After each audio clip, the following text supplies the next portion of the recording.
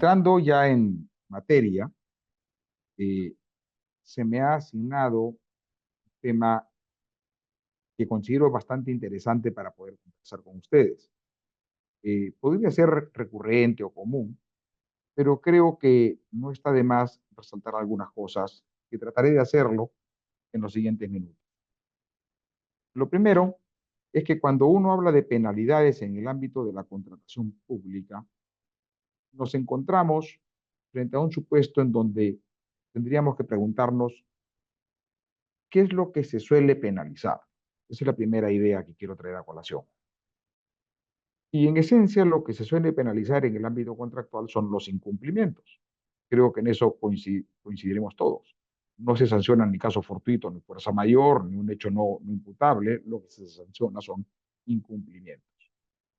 Eh, y eso es absolutamente relevante, pero con una particularidad en el ámbito de la contratación pública a la que estamos acostumbrados acá. No se sancionan los incumplimientos de las dos partes. En materia de contratación pública en el Perú estamos acostumbrados a que el incumplimiento que se sanciona con penalidad es solamente el incumplimiento de una de las partes. Es decir, el sujeto está, digamos, eh, predispuesto a que se le puede imponer una penalidad, solamente es la parte privada. Nuestra normativa de contratación pública no prevé en esencia un supuesto de penalidades o el supuesto general de penalidades para la parte estatal. Y eso nos refleja una supuesta realidad ideal. ¿Cuál es la realidad ideal? El Estado no incumple, el Estado cumple. Este, el gran incumplidor es el contratista privado y por tanto hay que sancionarlo cuando incumple y aplicarle penalidad para que no cumpla.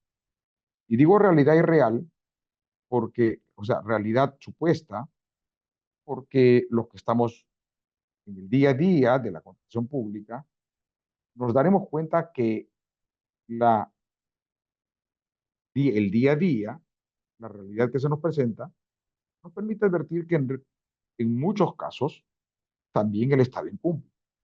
Siempre, pero sí también en muchos casos el Estado incumple y su incumplimiento no es sujeto de penalización.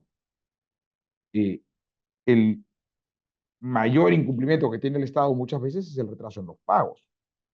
Y el retraso en los pagos, inclusive la consecuencia que se genera es un interés que, digamos, poco favor le hace a quien lo reclama, porque prácticamente el interés legal que se le recompensa, con el que se compensa es nada respecto a la desvalorización que puede tener el dinero. Entonces, tenemos un esquema en donde el esquema de penalidad previsto en la normativa de contratación pública a la que estamos acostumbrados, el día de hoy, no es lo que decía Roger al comienzo, por lo menos equitativa, ¿no? Sanciona solamente a una, o expone a una parte. Quien se mete a contratar con el Estado tiene que tener ese tema claro. Lo segundo es que en este marco de contratación pública, el, ¿cuáles son las penalidades que se admiten? Ustedes, creo que la gran mayoría sabe que las penalidades que se suelen admitir son la penalidad moratoria, y que tiene una fórmula, por cierto, prevista en la normativa, por cada día de atraso. Y la otra es las otras penalidades. En este segundo supuesto de otras penalidades, no hablamos de una penalidad previamente establecida en la norma. Estamos hablando de una penalidad que la regulación que tenemos al día de hoy, básicamente es una regulación reglamentaria, porque esto está en la ley de contratación con el Estado actual. Ya veremos qué es lo que dice el reglamento que viene. Eh, Deja a criterio de la entidad pública prácticamente fijar cuáles son esos otros supuestos penalizables. Pero parto de una premisa. Se sobreentiende que esos otros supuestos penalizables son supuestos de incumplimientos de la parte contratante, del contratista. Porque, reitero, lo que se sanciona son incumplimientos. Y vinculado a este tema, hay que tener en cuenta que una cosa es el incumplimiento y de la mano con eso va el tema de lo que es la justificación del incumplimiento. Porque si el incumplimiento puede ser justificado, entonces la lógica nos diría que no podría haber la aplicación de penalidad. Y por eso viene el tercer tema que quiero conversar con ustedes. Algo que ya, digamos, parecía que estaba en la nebulosa. Felizmente creo que en los últimos años se ha aterrizado bastante, no solamente a nivel conceptual, sino también a nivel normativo, es diferenciar, particularmente para lo que es el caso de la penalidad moratoria, lo que significa una denegatoria o no tener una ampliación de plazo de lo que es la posibilidad de justificar el retraso. Porque durante un buen tiempo, en nuestra experiencia en contratación pública, advertíamos que habían colegas, propio OCE inclusive, consideraba que la única posibilidad de que no se aplique penalidad moratoria era un supuesto en el cual se había concedido una ampliación de plazo. Pero felizmente, creo que con bastante tino, salieron opiniones, salieron criterios, no solamente de OCE, sino también de diversos tribunales arbitrales, y finalmente ya esto se vio reflejado en algún cambio normativo, en donde se estableció claramente que una cosa es una ampliación de plazo y otra cosa es hablar de un retraso injustificado. Es decir, puede perfectamente darse el caso en el cual no se haya concedido una ampliación de plazo, pero eso no necesariamente conlleve a que no exista la posibilidad de justificar el retraso cuando la causa que lo motiva es no imputable a la parte que incurre en ese retraso. El cuarto tema que quiero conversar con ustedes, creo que es un tema que nos debería llevar a pensar y tiene que ver con el monto de las penalidades en el esquema de contratación pública. Como sabemos, las penalidades por mora y otras penalidades, por lo menos en el esquema actual, ya veremos si el reglamento lo mantiene o no, lo que establecen es que estas pueden llegar hasta el 10% del monto del contrato, de manera independiente.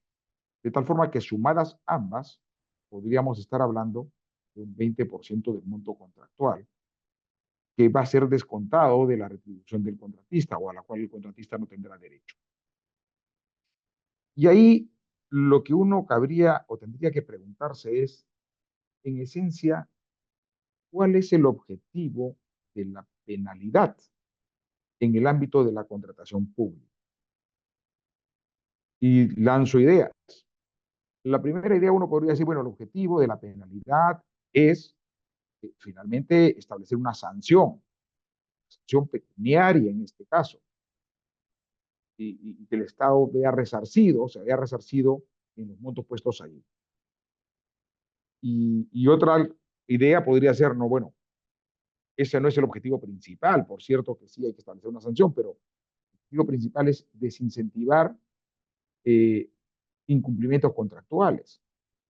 El tema, acá que quiero poner sobre la mesa, es que finalmente cuando uno habla de que a través de penalidades se pueden aplicar, digámoslo así, descuentos de hasta el 20% del monto del contrato, en realidad ya estamos hablando casi en la mayoría de contratos, por no decir en todos, de una ejecución contractual en default.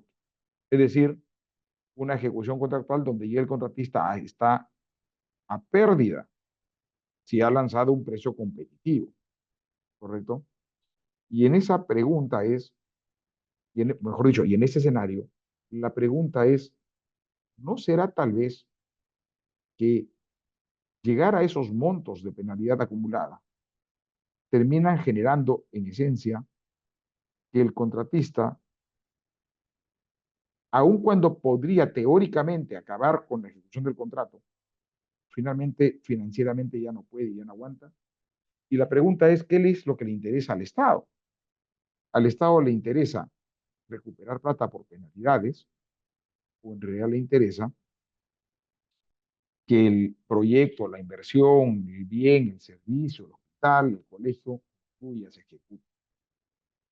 Y eso, porque creo que ahí hay que repensar un poco ese escenario de montos máximos de penalidades que se pueden aplicar.